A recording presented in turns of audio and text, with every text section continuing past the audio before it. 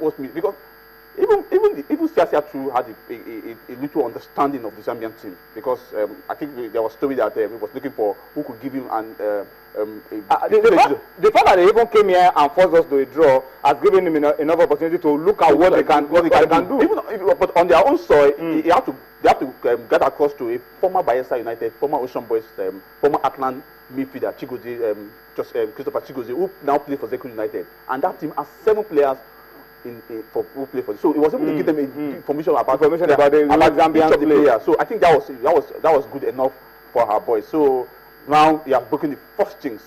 The first jinx is that the last time we didn't qualify for the Olympics, it was the last 2 editions we didn't qualify. We didn't qualify. So now we've qualified. Now we are now going to be focused on the Olympic qualifier. So the Olympic qualifier will be coming up later this year.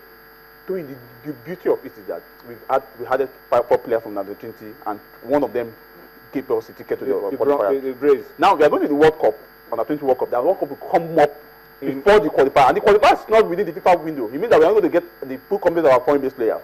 So this is the boys. So the wisdom for this team. So the wisdom of Samson Siasia in using home-based players is paying off. It's paying off. I don't know what I'm saying. He has a relationship with the foreign club. I can guarantee you that you can back with that. It's 50-50. 50-50. You may not get them. You may get them. But when you talk of Nigerians, it just had to be with the NFL. NFL can just order the club, and the club will release those players at short notice. So let's pray that the under 20 boys continue this way. Do very well at the World Cup. If they do very well, I can. He has his hand. He worked clearly cut out. He has his hand on the quality players. Because that qualifiers is like a man movie. And that is where I think this time around maybe we've gotten a few experience from the last edition that we can't keep relying on the foreign players. The under 23 championship will be taking place in Congo Brazzaville towards the end of the year, and that's the same place where the All Africa Games will be taking place. So it's a good experience for the team. The same boys, if we can keep them together, improve on them, get the balance as he wants to, and then we go for the All Africa Games and maybe win gold. It's a possibility. Qualify for the Olympic Games right there again, and then start to think about Rio 2016. All right, Dumnadi, let's come back to domestic football very quickly. Our time is running out. This weekend we're back to the Globe Premier League. What week are we? Because the elections came in and stopped and came again and all of that. Week 3. Week 4. We're going to be playing match day 4 this weekend, and a lot of mouth-watering fixtures are lined up for match day 4 of the Globe Premier League. In Kano, it will be Kano Pillars against Enyimba. First against second at the end of last season. The 2 CAF Champions League campaigners for Nigeria that have crashed out at the same stage are the ones that will be playing for Pride this weekend. But then we will give you a comprehensive preview of the Globe Premier League on Friday so that you can begin to get used to it once again now that elections are over. But not all pleasant. Not all positive stories. Let's talk about Warri Wolves very quickly. The players are thinking about embarking on strike once again. They say they are being owed salaries for 3 months. A lot of match bonuses and allowances have not been paid. What exactly is going on? Warri Wolves used to be our model for other clubs about how government and the private sector can come together and ensure that there is adequate welfare of players. But these stories are not very pleasant. They're not pleasant. They're not pleasant. The club comes from the state where the NFF president comes from, and the NFF president is still the chairman of the Delta State Sport Commission, the supervising body for football or sport in Delta State. But he's not the chairman of Warri Wolves. He's not the chairman of Warri Wolves, but of course, we know how he has a lot of say. He has a lot of say when it comes to release of money. The thing comes from the government straight to the commission. The commission now disburses to the different bodies, and the club is part of it. So I hope that is easily sorted out because the Congolese came in today. The opponents, they came in today. Are they playing this weekend? They are playing this weekend. In the CAF yes, they are playing this competition score. Yeah, they are playing this so weekend. There's no time to waste. Yes, they are playing on Saturday. They are playing on Saturday in Warri. The Congolese came in today. Immediately they flew straight to Warri. Because they could be motivated. Prepared. Yes, prepared. They know because they have to come because this is their first time of coming to Nigeria. So they knew they're not playing in Lagos, they're not playing in Abuja where they are used to, where they are maybe if you go so to they are in on Tuesday for a game on Saturday. That's how a team should prepare. That's how maybe Class is the only club that has done that because on their trip to Morocco they traveled on a Tuesday, even though they didn't get the good result. But that's how it is. They got hammered of course, but that's even they got hammered funny. But the truth of the matter is we saw how prepared the team should be, even though they got hammered.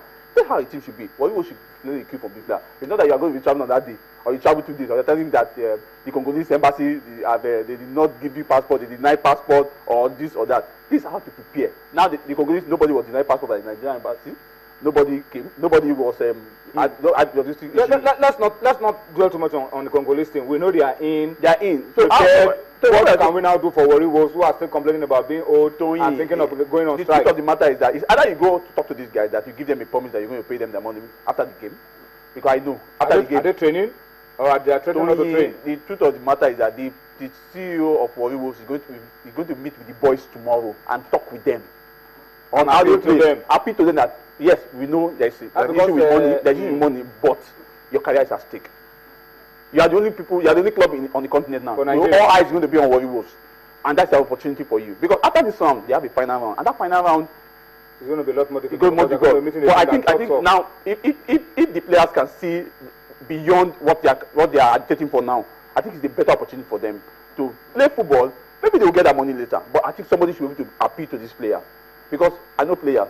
If they are not properly motivated and they hear somewhere there is money flying around and the money is not getting to their hand, there's a way they try to sabotage the team. They may come to play, but they will not feel motivated. They will not give their best. They will not give it their best. And that will affect the club, and that will affect us. And at this stage, being the only Nigerian club left on the continent, the least we expect from Warri Wolves is to be adequately prepared and carry the aspirations of Nigeria as far as they can in the CAF Confederation Cup. Let's just hope that they can put all the setbacks behind. We hope that the management can also find a way to motivate these boys. That's the only Nigerian team left on the continent, and we cannot afford to crash out this early as well. All right, so we'll be keeping our eyes on Warri Wolves and finding out exactly how they're going to work around all of these issues so that they can be adequately prepared. David Sinowumi is not new to this kind of situation. No. He used to weather storms like this when he was at Rangers. And the players used to play for him, and I hope they can still do the same. That's the kind of motivation. That's the kind of play for him, and then when the money comes, you are able to get whatever you need. Because sometimes you also look at the center. Money is not really coming. We're just coming up as it's not coming really from the center because of the dwindling oil prices and all the elections and everything. So please, I hope they can sort these issues out going forward. All right, let me spend a few moments to read a few comments on Twitter, Dumnodi, before I allow you to go. Morgan Regan says, at Morgan Regan 3 says, he's happy that we're back. Joseph Obuchi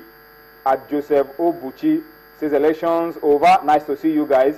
Yemi Akiremi says, I'm looking forward to the new president-elect. His roadmap on sports generally. We also want change evolving around the nation. That's what he says. Endurance of Bermudia is a fan of Warri Wolves. He says, welcome back. We have missed sports tonight so much. Yeah, we had to go on a break because there was something bigger, which is the general elections. He says, wishing my darling team, Warri Wolves, victory in the CAF Confederations Cup. Well, endurance, look for money. Get these guys some money. Let them be adequately motivated. Don't have money, go with motivation. Go with motivation. Adenle Ademola at Niger Akon says he hopes Keshi is not signing under duress, and is wondering why it's taking us a long time to get a coach for a team, a brand like the Super Eagles. All right, I'm not sure. I think Keshi and the NFF have discussed.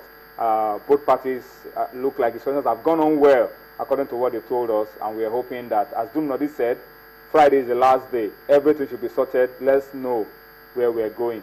Okay? Bewa Oluwatosin at Bewa 1 says, thank God the elections are over. It means sports tonight so much. It means the guys. Best wishes to the Super Sand Eagles.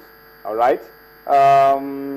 Okay? I think we'll just pause a little bit as well on that tweet. A lot of people are commending the Super Sand Eagles for a good start. Let's wish them luck and hope that they can go on and on and on till they become champions again at this level. Nedu Echianu at Nedu Jeezy says, I hope the Falcons captain doesn't get into trouble with our marginal criticism of the FA in terms of the team's preparation. No, it's good spirited. Yes. I mean, she spoke well. Yes. She said what the team needs: good preparation, good friendly games, and I think everybody agrees.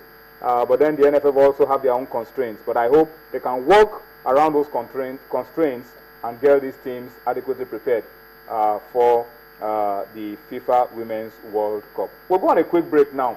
Dum Nadio Konta will be going, will be leaving us. Yemi Adebayo will be coming in. We still have UEFA Champions League games. We'll give you an update on what is happening around those games.